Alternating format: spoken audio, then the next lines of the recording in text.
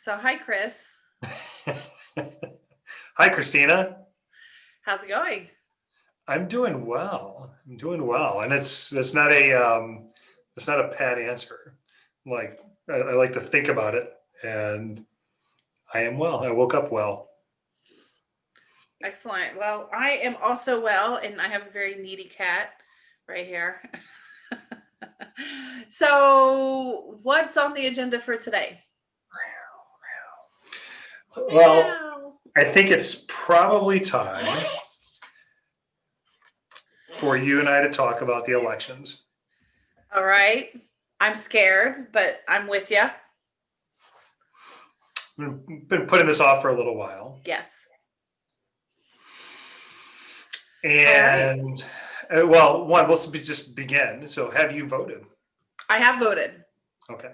And did you drop it off in a box? Did you mail it in? I mailed it. Yeah, so did I.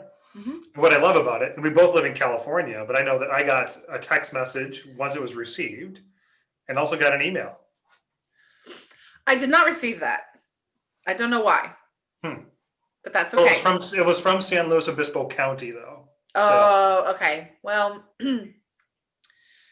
I think that for me, I know I've looked online before to see status of like if my ballot had been turned in, and I can see that. So I haven't checked this one, but I know if I log in and look it up, I'm sure it'll be there. okay. Yeah. I mean, if it's not, I'm going to be worried because then something happened. But I dropped it in the box. I always drop things, and it's a mailbox. The big blue one, hmm not the election special box because I don't trust those, but right. So Right. I will tell you when I got my ballot, because I think in California they mailed them out in October 1st. Now, I do want to start off by saying that I have been absentee and mail in for pretty much every single year since I've been 18 years old. That's over 20 years. Yeah. And the reason for that is because I didn't live in the United States for 12 years. And I just think it's easier for me, a person who's working every day, to not have to go stand in a line in a poll. Now, I understand there's early voting and all of that now, but I just don't want that. I want to be methodical in my choices because sometimes on the ballot, I don't really know about the choices very well.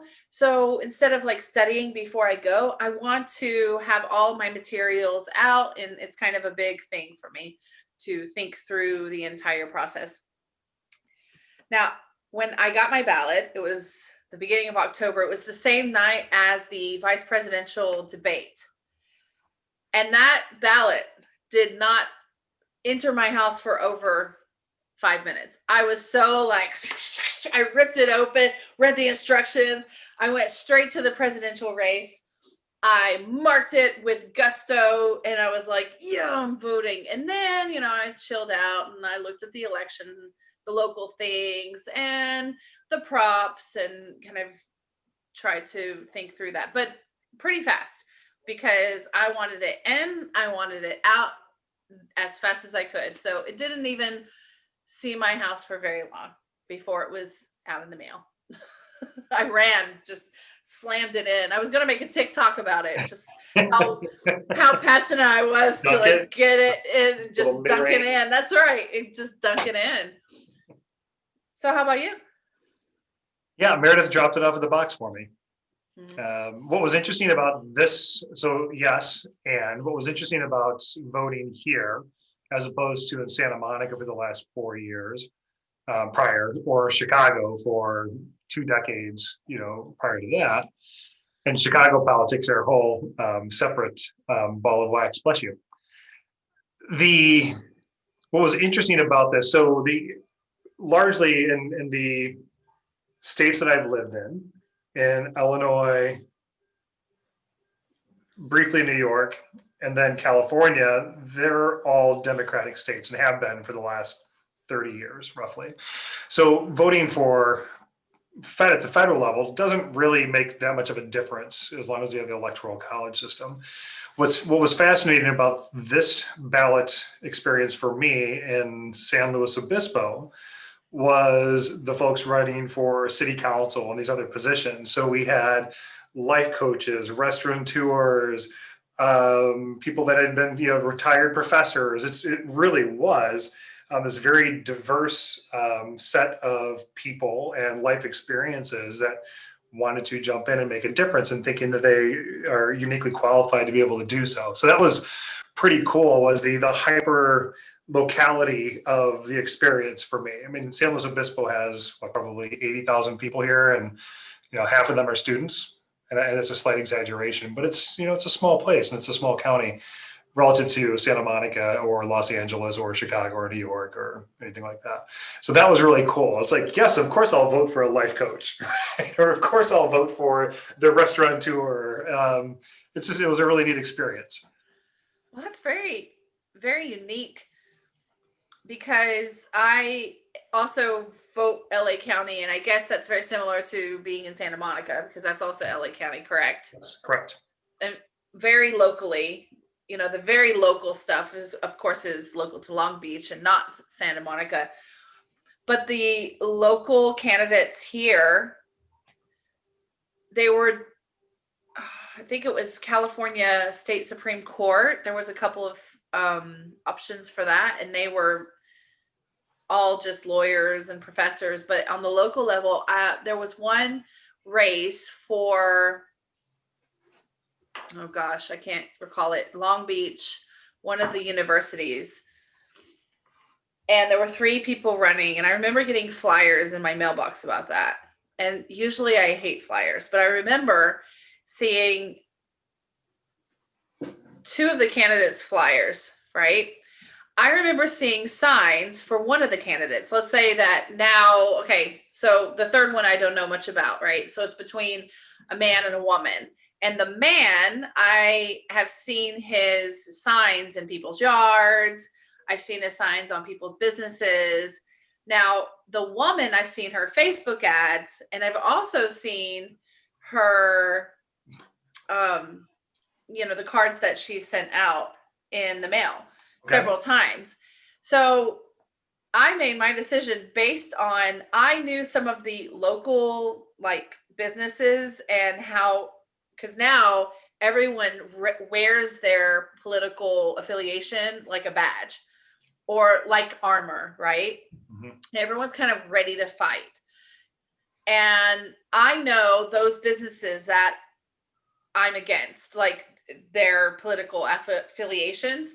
And based on that, I was able to conclude, that guy, I think he's running with this party.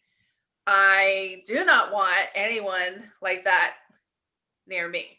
Mm-hmm. So I voted for the girl, because that was the only logical way I could make the decision. I couldn't find any more information at that time. I did the same thing. I'm like, well, I think they identify as a female if it was a toss-up, right?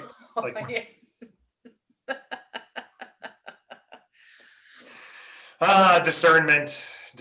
Yeah. It's I finally got to take a shower. So it's our end of our fiscal quarter at work. So the lead up, which ends on Friday. So the lead up to this is pretty intense. And I was like, oh, that's right, we're doing a podcast. I need to actually shower. And while I was in the shower, I was thinking about the topic, and I was like, yeah, it's probably time to talk about democracy. And so I have 3 sons. One is 13, and he's by marriage. So he's a stepson in Hudson by actual terminology or nomenclature, but very much mine. And then Holden and Zachary, who are still in Chicago. Holden is in the reserves. He's finishing up his undergrad. He's actually being called up on November 1st, right? So in Chicago, they're there for at least a week, if not for a full month, to help with the elections and just make sure that things are orderly. And this was ordered a month ago. And Zachary as well. So Zachary's not in the reserves. He's done with the Army. He's in school full-time, law student. And when being in Chicago, when President Obama was running, and he was at that point? He was 58-ish now. Then he was probably my age, if not younger, which is super, super young as far as I'm concerned. And I remember them going to Grant Park because they saw someone who was just like themselves, who was mixed race, part African American, part Caucasian or white, and it's someone that they identified with. And for them to have been roughly 13, 14, 15, 16 years old at the time, to see someone who looks like them and resembles them, gave them such significant hope. And it was a watershed moment for many of us, particularly those of us in Chicago. And then, he wins. We get through 2008. So they went to, I think I was out of town, but they went to his acceptance speech, right, in Grant Park. That was a warm November night. And wow. Wait, you were actually there? I wasn't there. My boys were. Oh, just your boys. Okay. Yep. But still, wow. Right? Yeah. So much hope. They see someone just like them, like things are going to be okay. And this is on the heels of George W., who I voted for, right? So admittedly. So I am a registered independent, and you don't have to share what you are, but I like to at least come in there and make up my own mind. And you fast forward a couple of years later, it was probably 3 years later, if not, it was pretty soon, like at least halfway through his first term.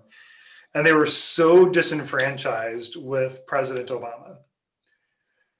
And when I was thinking about this, it was the hope that we put into individuals, looking externally for some sanity or some guidance, compassion, empathy, policies that are going to serve all, right, or one for all and all for one. And for many reasons, I don't think his presidency was as effective as it could have been, or as many people wanted it to be. And leaving that discourse aside, it got me thinking about this election. And I've been thinking about this election for some time, right? And it's when we just take a back step and look at this year, 2020. So there's a global pandemic. We're going into round 3. It's fires, floods, failing democracies, oppression, marginalization, cold-blooded murder. You can just pick a crisis and throw it in there. And I think, like the psychics can come on and they could have picked any one of those things at the beginning of the year and would have nailed it, right? And while we may have thought that any one of these singular events were possible, no one could have thought that it would happen all at once. But here we are. We're one Pentagon release away from extraterrestrial relationships, and that's 2020. So going back to the spring when the pandemic hit, so pre-George Floyd, and I was doing a lot of writing and meditations and just sorting through my state of being. And there's the kitty cat. The title of it at that time was On Purpose and Finding Meaning in a Global Pandemic to Truly Live. That was the working title. But then George Floyd was murdered. And this is another instance in a long line of overt systemic racism, and more shocks to the system started to happen. So my attempt to organize my thoughts and feelings and emotions quickly began to devolve from 250,000 words into, holy shit, where's my oxygen mask? I mean, I think On Purpose is still a great title, but it's so much more now that everything has changed. And for those of us that find ourselves in leadership roles, whether it's management or professionally, personally in your community, I'm willing to bet that this is an unprecedented time for you as well. So in addition to our careers, we may play leadership roles in our communities, church groups, civic duties, families, friend groups. And in this continuum of endless Zoom meetings, it's so easy to forget the most important aspect, which is preserving self. So the anxiety and stress of always having to be on and being plugged in and being ready to go. And oh my God, where's the top that I can wear because I'm going on this call. And just not being able to turn off the lights from time to time or stop and maybe just smell some of the flowers as opposed to all of them. It can be really overwhelming. And as I kept asking, like, how can I help? And the answer consistently and loudly was work on yourself. Same with me. Okay. Now, when we get this message, it requires discernment. and willingness to, there's Neil Donald Walsh. I don't know if you ever know who Neil Donald Walsh is, but he wrote like the Conversations with God books, and fascinating guy. But to tell the truth about ourselves to ourselves and then to other people. So telling the truth about ourselves to ourselves, well, it could take lifetimes. And this is probably not the place to talk about the global system with healthcare and food shortages. I mean, and other news, people's credit scores are rising, right? And people have more money in savings in the U.S. than they did before the pandemic started across the board. So leaving that aside, and fundamentally, our government is not an accurate representation of its citizenry. This is by design. So at the federal level, our Senate, executive, and as of last night, the judiciary are grossly skewed relative to the ethnicities and religious or spiritual beliefs of its population. This point cannot be argued. One can win the popular vote and yet lose the election for president. We don't have a Muslim. As far as I know, we don't have the LGBTQ community represented in the Supreme Court. We have 6 Catholics. I was born Catholic, and even 6 out of 9 or 10 or whatever it is. It's like, well, it's a lot, right? As much as I love Pope Francis and his, I like to envision Pope Francis having a couple of drinks and then just saying wise things, and then people try to take him back. It's kind of like the opposite film of President Trump. But I like the negative. But what's the answer? I mean, we are. We, the people, are the answer, the voters. So we attach ourselves to some party. We place ourselves on the spectrum. Either you're off to the right or you're off to the left, and this is where I sit, or you're too liberal or too right wing, whatever. But then we leave it to our elected officials to run things. Rarely do we investigate what is actually being done. We blindly believe what our leaders and what the media says. You can pick the media that best suits your own sensibilities and just ascribe yourself to that, and you get into this continual feedback loop of this.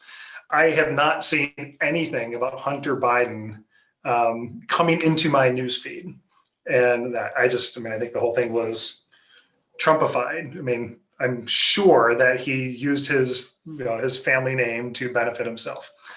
We'll talk about that, but they're humans doing human things, right? The voter will likely never make the least effort to know what the person he, she, they voted for is actually done in their official capacity, particularly at the local level and even the Senate level. You just go Democrat or Republican. So in political campaigns, voters become agitated or pissed off, right, about red or blue, liberal or right wing, and not about the interests of good government. And the most successful party politicians are those who can best reach and control voters through their weaknesses, selfishness, prejudices, predilections. And ineffective government will continue while those of us who are being governed are selfish, indifferent, and uninformed. So long as we remain blind to the fact that they get what they give individually or as a whole. So the collective desire of us people will be changed only when we refuse to elect party politicians who appeal to us, even though we know they're wrong, even though we know somewhere that it's not for our highest good or the highest good of the people that we are connected with. Partisan politics is an enemy to us because it divides us. It causes us to be against each other and prevents us from having a united government. So with that, I voted. Now what? Do we hope that Trump loses and civilly leaves office and bigotry and this illusion of separateness magically disappears? Or Biden and Harris win and all of a sudden everything's going to be okay? That's not it. I mean, there's no Nope. going back, right? I mean, nostalgia is privileged and it's selective, and it goes against the very principle of evolution. So, do you want an honest government? And if so, it then stands to reason that we ourselves need to be honest. Only then can we have a real democracy and truly be free. Just a moment. I'm wrestling a cat. We're gonna add the cat to the cobra, maybe in right. Appearance from my cat Cobra. Right. Cat cobra. Sorry. Okay. So anyway, deep stuff you're talking about there. Mhm. Very wise. So as a human, there's always two sides of me. There's the human side of me, and then there's the soul side of me, right? The human side of me is extremely frustrated and participates in this game of hate and blame. I think it is for someone that cares, like me and most people, I think that is easy to be sucked into very easily. So then it comes down to, you know, who's the bigger enemy? Who's the bigger doofus? Who's the bigger idiot? And I have to really stop myself, first of all, for my mental health. This Mhm. election has wreaked havoc on my mental health very much. And in fact, I have had to completely close myself off to Facebook almost.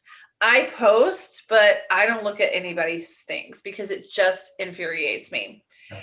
And I'm not just infuriated because I don't believe in what they're putting on there.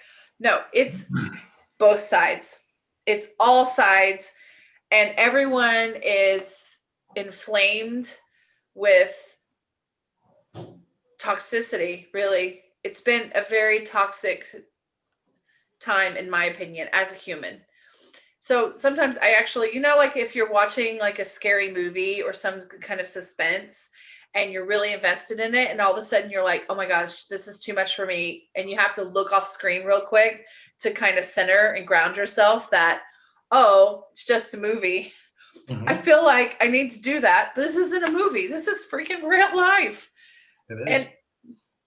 now that's the human side of me. I'm struggling with the election.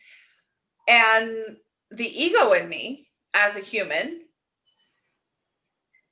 has made myself feel better because nobody else can hear it. I mean, at this point, I don't tell anyone what I believe. This is why I am not telling this now, because I believe that you are going to believe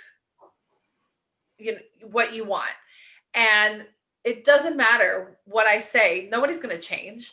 And nobody's going to change me by telling me what I should do or how I should think or that I'm wrong. It's not going to happen.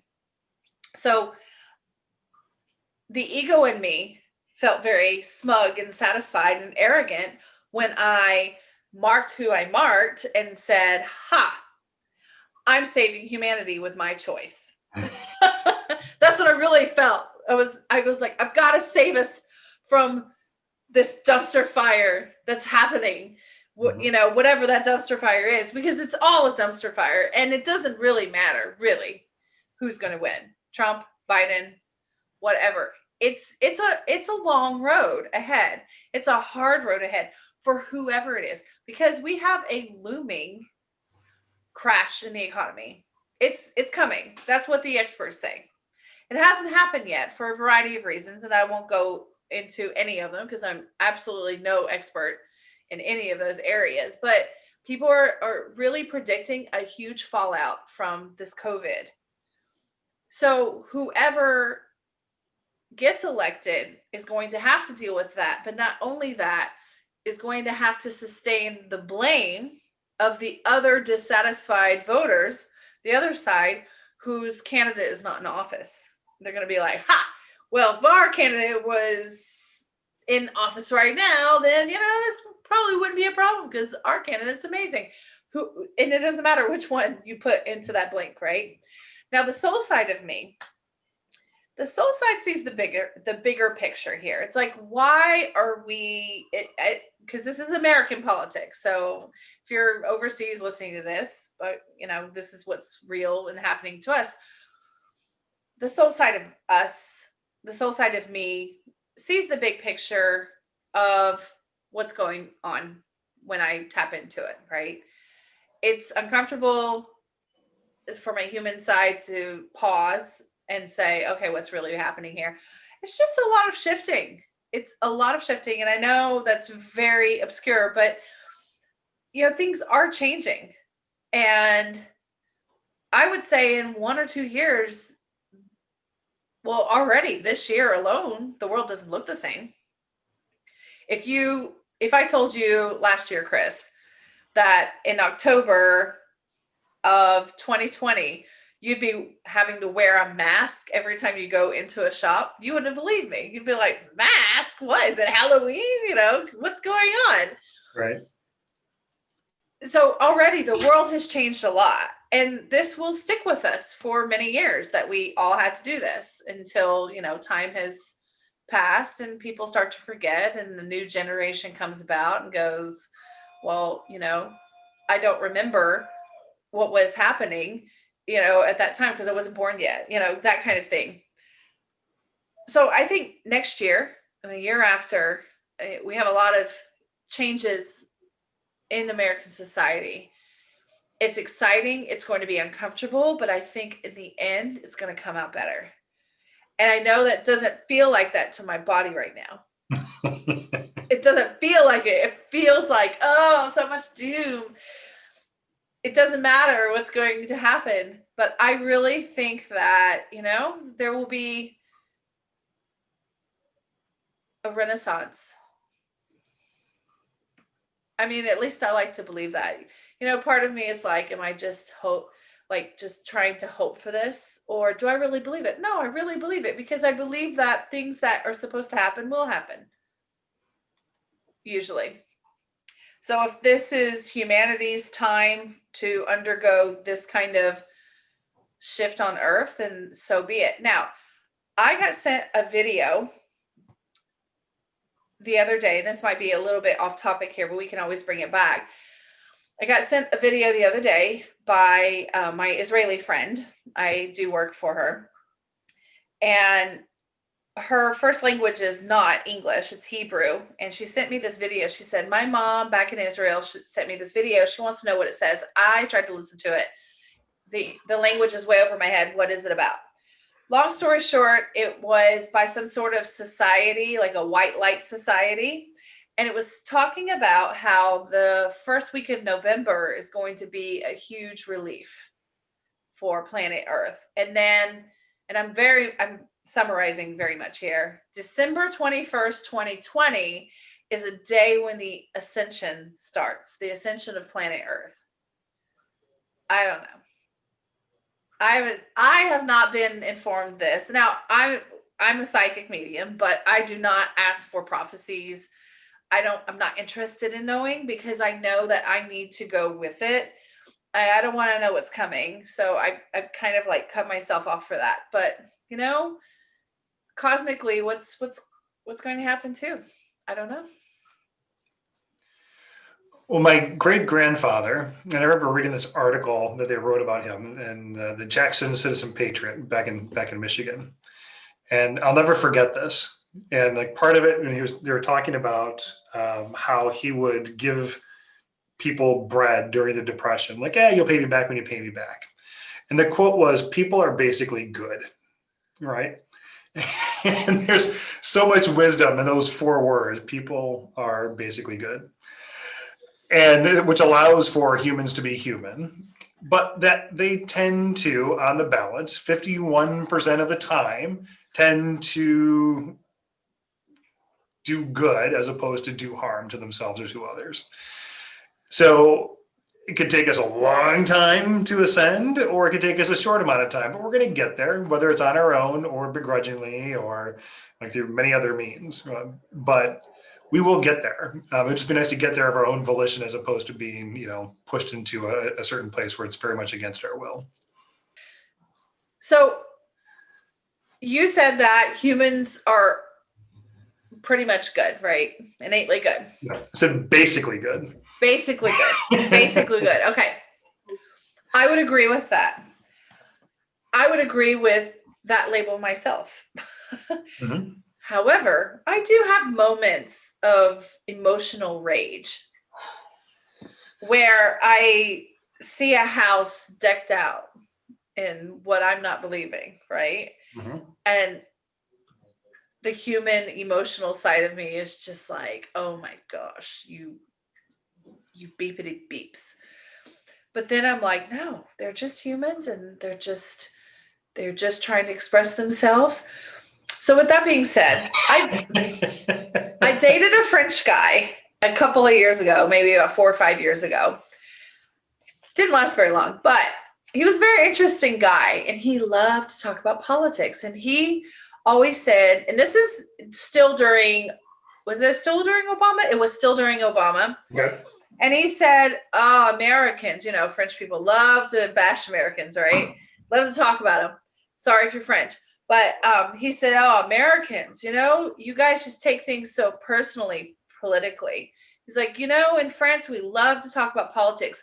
Before dinner, my family will have heated arguments, like screaming almost about politics. And then we stop, we let it go, and we all eat together. And he's like, Americans can't do that. And I was like, okay, whatever, at the time. And now I'm like, oh my gosh, that guy was true. That guy, what he said was true. We're all so in our emotional bubbles. It's just like we don't know how to deal with it. We don't know how to leave it behind us. So right now, people are enemies. I mean, I agree. I'm part of the problem here. And people are enemies just because of their political affiliation, because people are taking it so personally. I mean, I there's one particular person on Facebook. Well, there's a lot of particular people, but that I knew her growing up, and she's just posting all of this, in my opinion, ignorance. And it's all from sources from her side of the fence that are clearly biased, probably a bunch of lies. Don't know. Doesn't matter. I'm still like, Mm-hmm. And this person, if I were to see her on the side of the road, struggling, of course I would help her. And she would do the same for me. But right now, like, I just have such a such a disdain for what Mm-hmm. she's pushing here. But on a normal day, if this emotion were to be lifted, then we would be the nice humans again. But now we're a bunch of emotional head case monsters right now. There's a gentleman that walks around in our neighborhood.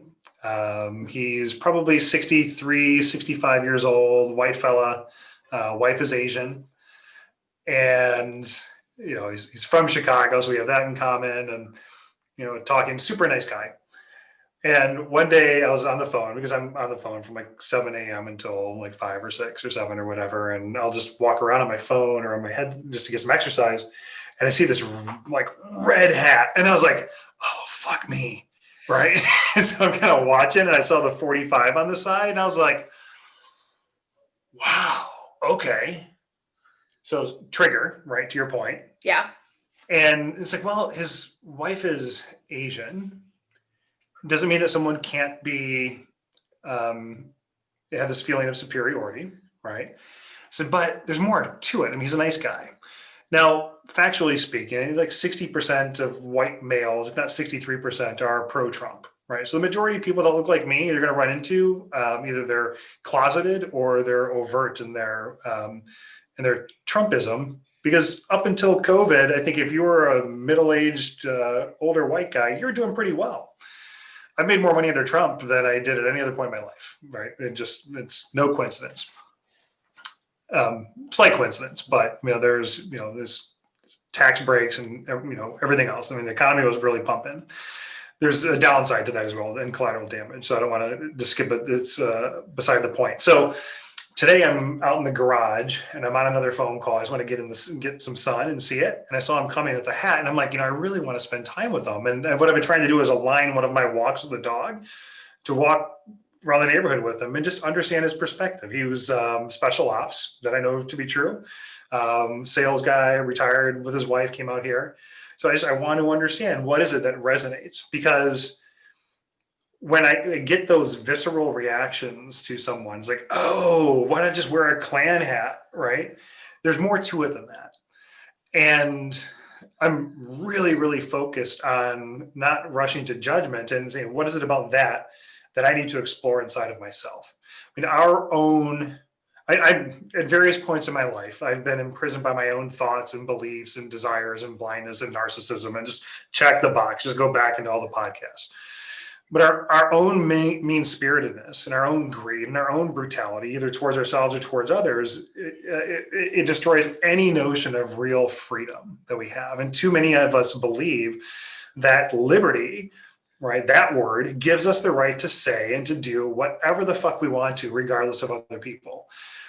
This is naive. Liberty is when we respect and give the same consideration to the rights of other people that we expect and want for ourselves. So, Christina, with what you said about the triggers, what is it that you want for yourself?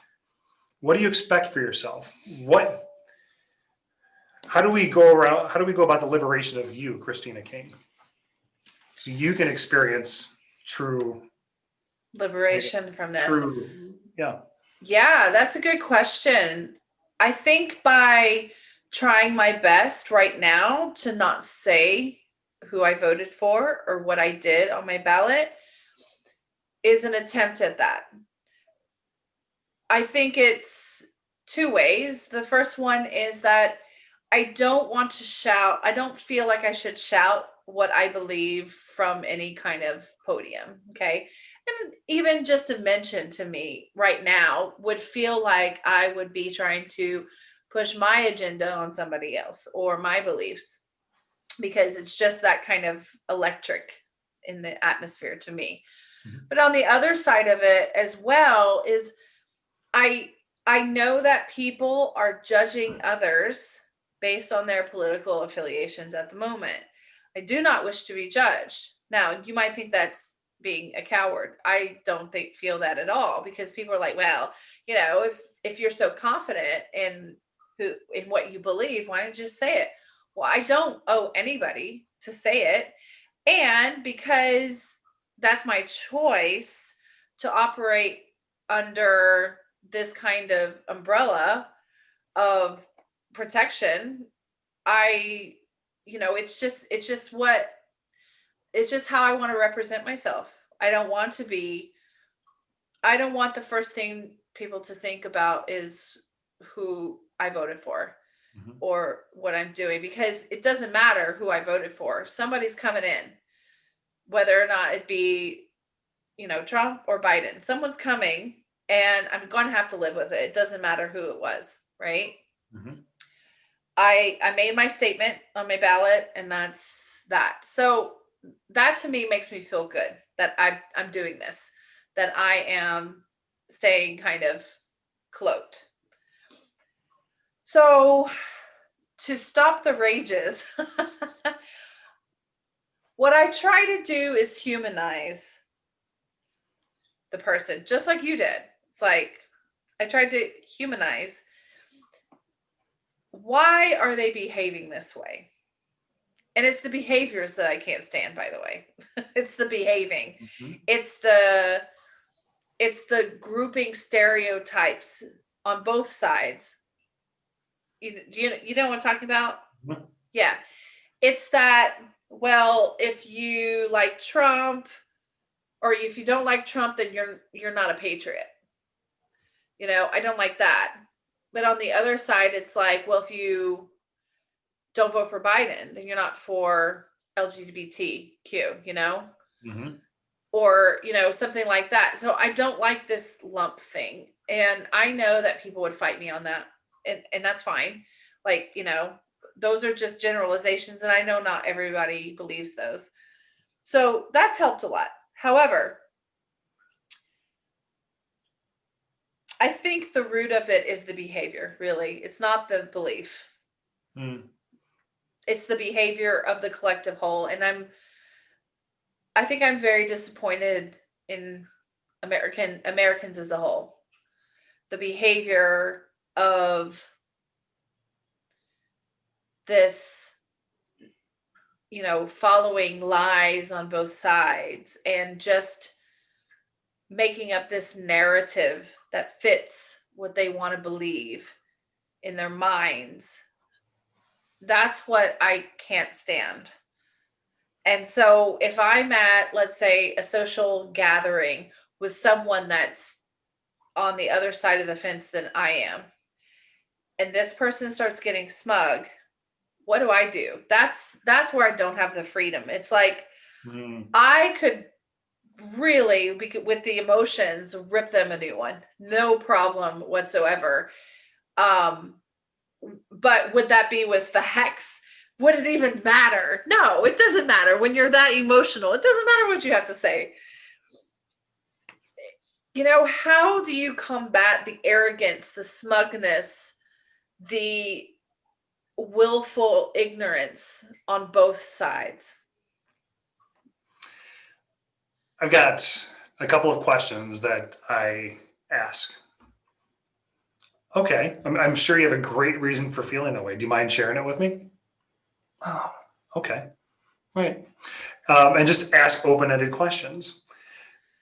The question that I'll ask is, well, when I say the word freedom, what does that mean to you? What does it mean to truly be free? You're pro-America. You're pro-democracy. I mean, do you think we live in a democracy? Why? I mean, educate me. I'm seeking to understand. Why do you feel like we live in a real democracy? When I say liberty, what does that mean to you? Like life, liberty, and the pursuit of happiness, and bringing it back to the Constitution, quite frankly, or even the Declaration of Independence. Because the one thing that everyone, the platform from which anyone that's at least in the U.S. can operate from, is at least the perception that we're all created equal, and that we have the Constitution as a baseline. It didn't. It puts the power of the government in the hands of the people, right? And I think that's what all of us, at least theoretically, want. And it's the greatest thing that was ever given to a country at its genesis, when the people really desired freedom. Now, again, we're skirting over a lot of things there and the attachments to it, but for all of us to have been given this clear right to be, to will, to do, or to have anything which he, she, or they are able to be, will, do, or have. But if the people aren't invested in having and in holding the power of self-government, then that power is going to be taken from us. And then instead of the government being dependent on the people, right, the people that we elect as our representation, as our representatives, then we're dependent on the government. And that's the goddamn situation that we find ourselves in right now. Yeah. It's easier said than done. I get that. And with the advanced state of the media and the feedback loops and misinformation, it's so easy for us to just Netflix and chill and to be deluded, which makes it all the more important that we remain alert and informed and ask questions and not victimized by partisan politics. The Constitution didn't say, hey, you only get two parties, red or blue, go. I mean, according to the Constitution, power is not to be with any party or person. The people are to have the power. It just hasn't worked out that way. No, it hasn't. And I mean, that's good advice about the questions. I just That's ask really good questions. advice. Yeah, tell me about yourself. It's the advice I give to my boys. Like, even when you find yourself in a social situation where you have social anxiety, you just get people talking about their favorite subjects, which is themselves.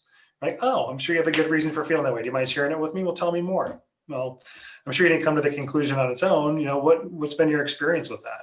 And what else? What else? What else?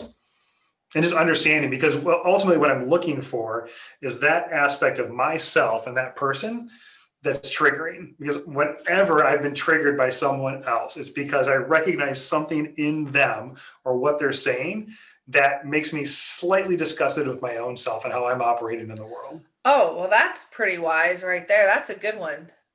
No, I didn't even think about that. That's where I was going with it, right? And to bring it Yeah. back to yourself, and what is it about that person's behavior? Let's look at Trump and his taxes, right? So he paid $750. If I made that much money and I only paid $750, nice job, Mr. or Mrs. Accountant, right? Because that's the system. That's the system that we It's a set up. system. Absolutely. Yeah. Right? Why would I fault him for that? Why would I fault Hunter Biden for trading on his good name? Holden took a job with my friend, working in his real estate business or his construction business. It's because someone who knew someone. That's how things work, right? Yeah.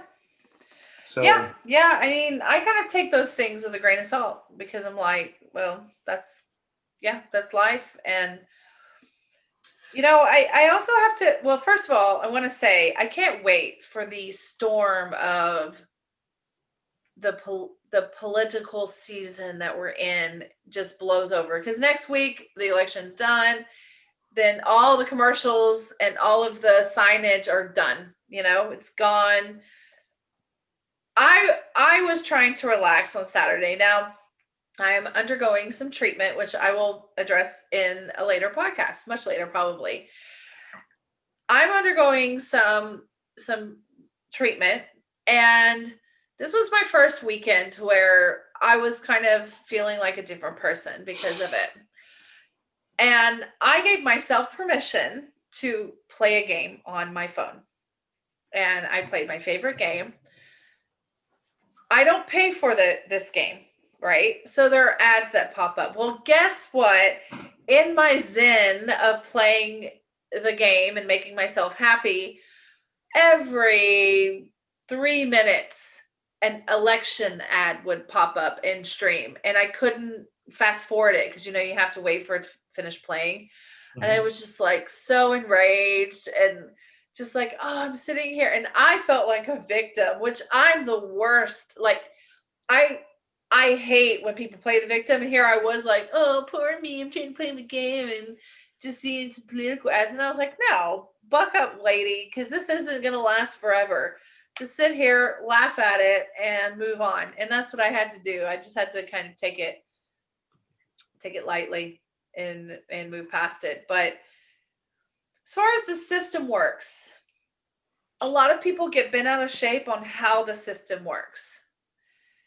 And that's great. If you feel that, something is wrong with something, yes, speak out, vote against it, vote for what you want, take action, protest. Yeah, I'm all for it. But when I come to my own personal responsibility, I get very offended when people fault me for not doing enough.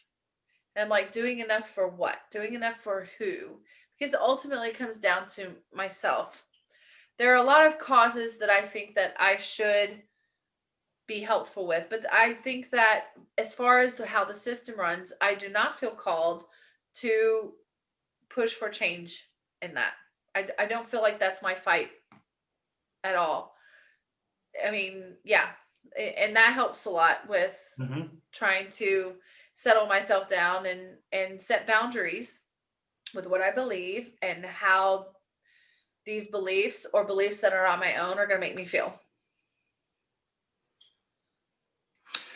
Well, you mentioned game, and that's interesting because this is our own fault, right? And for those of us that become indignant, like, I can't believe the Republicans are doing this, or those fucking liberals, whatever. This is our fault, and we're the ones who are responsible. Yet our past actions have said that we are completely incapable of taking care of ourselves. We prefer others to run the government for us. we don't look into the character of the people that we elect. We're easily deceived because of our own fawning, and that encourages them to be mesmerized, right? So the politicians play the game, but guess what? We're the game. Yep. We are. Now, this is all, at least on my side. I mean, I'm very passionate about this. But it's like borderline ranting. So to your point, like, how do we address it? I mean, how can we make this work before our imperfect democracy is taken from us? Because I think we've all at least seen where this could go into an autocratic state pretty quickly. And you say this is all over next week, and the ads are over. The ads are over next week. That right. was my point. Right. No, it's not over next week. It's just the beginning, I'm sure. Well, I think it's not that the world, it doesn't need to be safe or made safe for democracy. It's the people who must be made safe for democracy and for the world. The biggest risk that we have are ourselves, and even in just a handful of individuals. We can't have a real democracy. And by democracy, I mean self-government, the ability to govern oneself, until each of us begins to have self-government at home, right? When I look at like Trump's finances or Biden's finances or whatever, and today a real life example where our CFO reaches out and says, "Hey, I noticed on your expense report that you're claiming, like $100 for your phone bill, and I'm going through this, and it should be only $54." And I was like, "Well, I thought it was like $100." And I've had my own issues with expense reports in the past, or certainly trying to game the system. But I was, one, concerned that I wasn't getting the full amount reimbursed, and then two, I was really concerned about the perception. Now, there's a lesson that I've learned. It's like, I can't sit here and point the finger at somebody else because that thumb's pointing back at me. So how do I operate with integrity in my own internal system, at my employer, to make sure that, one, I'm being responsible to myself and my personal finances, but also being responsible to the people that I work with and for. So I'm making sure that my own shit's like okay first before I sit there and talk about someone else. But when we're shown that we help make these rules, or we make these laws by which we live and we're governed, and when we understand that our purpose or our destiny in life is constructed by our own thoughts and acts, then it will be self-evident that we can't do to someone else what they would not want others to do to them. Right. And this illusion of separateness. And I think this is where and I'm going to kind of bring this back into the work that you and I really do.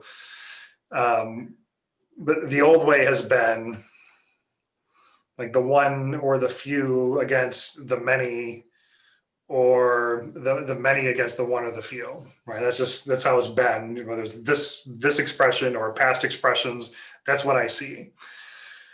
The new way, or the way that we're being presented with and coming into this ascension that begins on December 21st, which feels right, is the one or the few for the many, and the many for each one and for all. This is the right way of life. It's the golden rule: do unto others as you want someone to do unto yourself. This is the right way of living in a real democracy. What's against the interest of Christina King is to the disadvantage of everyone. And we're not going to get there. I mean, the polarized world that we live in, right? So this is very, I don't say forward thinking. I'm not trying to put myself on a pedestal here, but this is a desired state of being or a way of living. But the fundamental fact about democracy, it's when what's against the interest of the individual is to the disadvantage of everyone, has never been dealt with, at least not in these 250, 300 years. And because of that, democracy has not worked in every past civilization when it's come to this nexus point with which I believe that we're at right now. It's on trial now, and it has been for 100 plus years. So now when we go to the ballot box, we're determining the kind of self-government that we'll have tomorrow. Do we continue in this devious way of make-believe Chinese democracy, where we think that we have freedom and liberty and the pursuit of happiness? Or do we begin to do this introspection and take the straight way to real self-governance and waking up? There's a danger in waiting And now's a good time to settle this question. You know, will the people have a democracy in name only, or will we become a real democracy? It's not just that 5 people can do this, and to date, the greater number haven't shown that they understand or have thought at all about what a real democracy is. But when the people become conscious, when we become conscious that we don't need to fear anyone more than ourselves and our own worst proclivities and these things that embarrass us and the things we've done in the past that would bring shame onto us or our family, and just the things that embarrass us. You know, if civilization is going to continue, then we have to become responsible for ourselves. We're able to respond, but there's no other way. You know, only a few people can be blamed for what's happened in the past. But every one of us can be blamed if we continue to make the same mistakes that we made yesterday. This isn't just for ourselves. This is for our children's children. And to think of, I know I believe in reincarnation at a very, I'll say that basically, but let's just suppose that that's true. What world do I want to come back to? I'm not just doing this for Hudson or Holden or Zachary or their kids or their grandkids. But if I come back in 300 or 400 years, I'd want to think that some of the work that we're doing today will be made manifest so that we can come back and continue to evolve the species. This is the fundamentals are excellent, but God, the preferences and the prejudices and weaknesses of the people really prevent these fundamentals from being brought to life. Well, we'll have an opportunity to progress. Whether it happens sooner or later, I don't know. But this door to true democracy and self-governance is to constantly progress in our own capacity and to become conscious of what one truly is. What one truly is. Who am I? Who am I really? This is the door to freedom, to liberation, to self-governance, to the democracy of your own soul, as within, so without. I just dumped a lot there in a little bit of time, but it starts with democracy and ends with who am I? Yeah. Really? So it's not them. So that's the question. What is it going to take? It's going to take your internal look at yourself, right? Now, on that note, there have been some memes being passed around in the last couple of months that say, I miss the America of September 12th, 2001. And those kind of upset me very much. And the reason why, because, on September 11th, that's when, everything happened, the September 11th event. And then on September 12th, according to the meme, that's when everybody started being nice to each other and patriotic, right? Now, yeah, I mean, I remember that time. You do as well. And I was not in New York. My grandmother was. She did volunteer for the Red Cross, went down to Ground Zero. She still can't talk about it. But I remember her saying how nice everyone became in New York.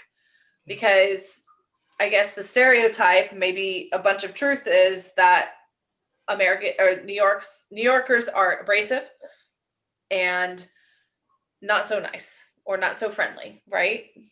Not so courteous. So now everybody became like that because, the tragedy brought them all together, and to kind of reach out to others because everyone was experiencing some really uncomfortable things and feelings and thoughts and all kinds of things.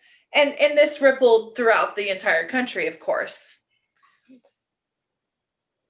So the reason why I was upset by the meme is because what is it going to take for us to be like that? It's a flip of the switch if we all just did it. Mm-hmm. if we all just decided that that's the way we wanted to feel towards others, then we could do it. We don't need a tragedy. We don't need what felt like the end of the world at the time to remind us that we should be courteous to each other and we should be humans and nice humans and support each other and things like that. So by posting that meme, it's like they hate the American now because everyone had, they're separated. No one's united. There's no United States anymore. It's all the separate states, depending on what you think, right? And really, that's all it would take, but that's too easy. And, nobody knows. Well, we're still under attack. And I love that you said that we don't need another tragedy to bring everyone together. But so long as others are focused on separateness and not what ties us together, right? And when you begin to investigate and explore and sit with yourself and ask who you are, invariably you come to a conclusion that you're connected to the person next to you.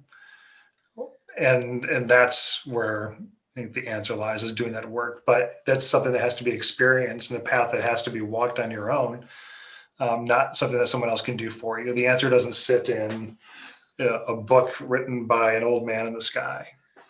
It's right here. Yeah. So for soul work, I think I need to be in on this. I need to do my own because I am definitely affected by the emotional atmosphere of the times. And I definitely having my own internal outburst and resistance and denials and emotions tied around all of that. So I think that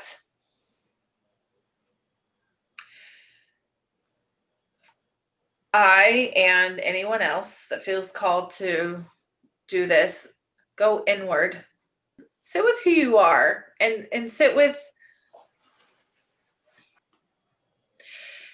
yourself and explore the energetic boundaries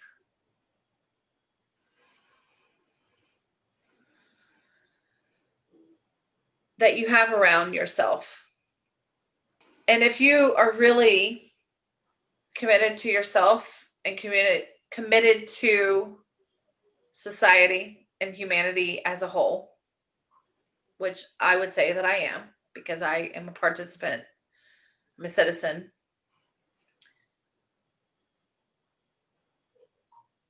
And start to broadcast love to yourself and broadcast love to others.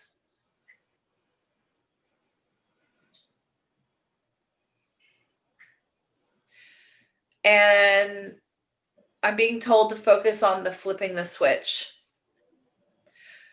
Flipping your switch is the freedom, I'm being told. It's the freedom that will allow you to be your best version of yourself and an example for yourself and for others to see. Now, I'm not saying that you have to be seen and like, hey, everybody, I'm a great person. Not at all. Really, the test of a person is who are you when no one's around and you're just sitting by yourself? What are you doing and what are you thinking? That's who you really are, right? So this is for your own peace of mind and the peace of society, is to start to live the way you want society to live as well. What about you, Chris? Work on yourself. Yep. It's that simple. I think I know that when I find myself being triggered, that my new normal is to say, what is that aspect of myself that I find revolting or repulsive or that's just triggering me? And invariably, I find something there that needs to be worked on. I'm also going to do that as well. Thank you very much. Love you. Love you. Thanks. And again, it's always a pleasure to speak with you. Thanks for letting me get on the soapbox today. Oh, it was awesome.